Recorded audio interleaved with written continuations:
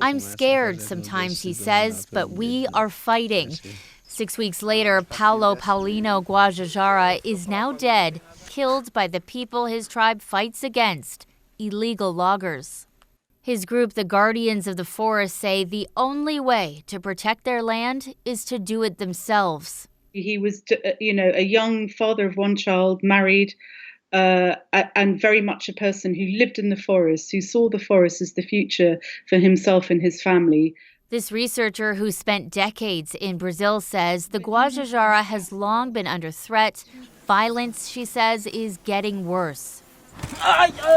This video shows the Guardians in their fight carrying weapons and torching equipment owned by their enemy, loggers who constantly target their territory, which is supposed to be protected by the Brazilian government.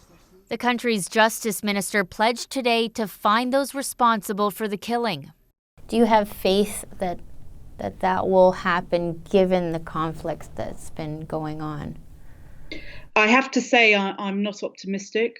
There have been very few cases where Indigenous peoples have been targeted and murdered, where the perpetrators have been brought to justice. Before becoming Brazil's president, Jair Bolsonaro promised to revoke the protected status of an indigenous reserve.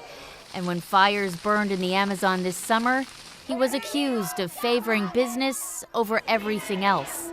Advocates are saying the Bolsonaro government has indigenous blood on its hands, adding the increase in violence is a direct result of his hateful speeches.